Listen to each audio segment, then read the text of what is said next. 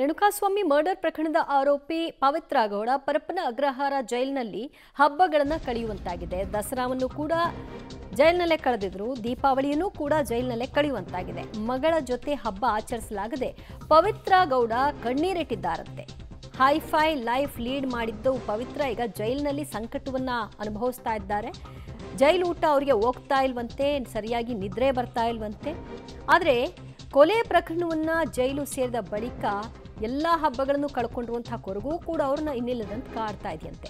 ಸಾಮಾನ್ಯವಾಗಿ ಅವರು ಈ ಬೇಲ್ ಪಡ್ಕೊಂಡು ಬಂದಂತಹ ನಂತರದಲ್ಲಿ ಬಹಳಷ್ಟು ದೇವಸ್ಥಾನಗಳಿಗೆ ಹೋಗಿದ್ರು, ಪೂಜೆ ಪುನಸ್ಕಾರಗಳನ್ನು ಮಾಡೋದನ್ನ ಹಲವು ಬಾರಿ ನಾವು ಕೂಡ ನೋಡಿದ್ವಿ.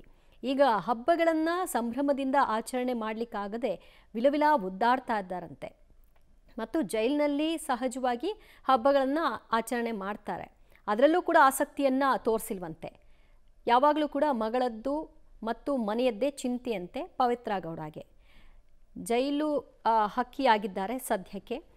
ಇದರಿಂದ ಹೊರಗೆ ಬರೋದು ಹೇಗೆ ಅನ್ನೋದರ ಬಗ್ಗೆ ಅವರು ಆಲೋಚನೆ ಮಾಡ್ತಾ ಇದ್ದಾರೆ. ಈಗಾಗಲೇ ಒಂದ್ಸರಿ ಬೇಲ್ಗೂ ಕೂಡ ಹಾಕ್ಕೊಂಡಿದ್ರು, ಆದರೆ ಬೇಲ್ ರಿಜೆಕ್ಟ್ ಆಗಿತ್ತು. ಮುಂದಿನ ಆಲೋಚನೆಗಳೇನು ಅನ್ನೋದ್ರ ಬಗ್ಗೆ ಅವರ ಪರ ವಕೀಲರ ಜೊತೆಗೆ ಆಗಾಗ್ಗೆ ಚರ್ಚೆಯನ್ನು ಕೂಡ ನಡೆಸ್ತಾ ಇದ್ದಾರಂತೆ. ಸದ್ಯ ಇನ್ನೆಷ್ಟು ದಿನ ಜೈಲು ಅನ್ನೋದು ಅವ್ರಿಗೂ ಕೂಡ ಇರುವಂತಹ ಪ್ರಶ್ನೆ. ಮತ್ತಷ್ಟು ಮಾಹಿತಿ ಪಡೆಯೋಣ ನಮ್ಮ ಪ್ರತಿನಿಧಿ ಅಂಬರೀಶ್ರಿಂದ. ಅಂಬರೀಶ್, ಇಲ್ಲಿವರೆಗೂ ಪವಿತ್ರ ಗೌಡ ಕುರಿತಾಗಿ ಯಾವುದೇ ಸುದ್ದಿಗಳಿರಲಿಲ್ಲ, ಏನಾಗ್ತಾ ಇದೆಯಂತೆ ಪರಪ್ಪನ ಅಗ್ರಹಾರದಲ್ಲಿ ಅವರ ಪರಿಸ್ಥಿತಿ?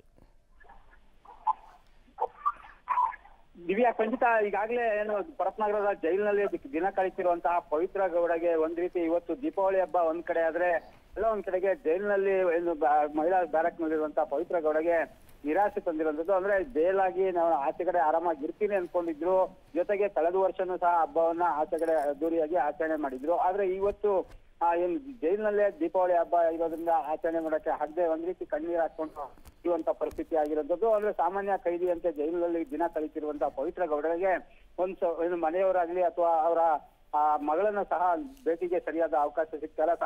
ಎಂದಿನಂತೆ ಸಾಮಾನ್ಯವಾಗಿ ಎಂಟ್ರಿಗೆ ಹೋಗ್ಬೇಕು, ಹಾಗಾಗಿ ಮಗಳು ಸಹ ಹೆಚ್ಚಿಗೆ ಭೇಟಿಗೆ ಅವಕಾಶ ಸಿಗ್ತಿಲ್ಲ ಅನ್ನೋ ರೀತಿಲಿ ಒಂದು ರೀತಿ ಬೇಸರದಲ್ಲಿರುವಂತದ್ದು. ಹಾಗಾಗಿ ಇವತ್ತು ಜೈಲಿನಲ್ಲೇ ಏನು ದೀಪಾವಳಿ ಹಬ್ಬವನ್ನ ಆಚರಣೆ ಮಾಡುವಂತ ಪರಿಸ್ಥಿತಿ ಇಲ್ದಿರ ಕಾಲ ಕಳೀತಾ ಇರೋಂಥದ್ದು. ದಿವ್ಯಾ, ಥ್ಯಾಂಕ್ ಯು ಅಂಬರೀಶ್ ನಿಮ್ಮೆಲ್ಲ ಮಾಹಿತಿಗೆ.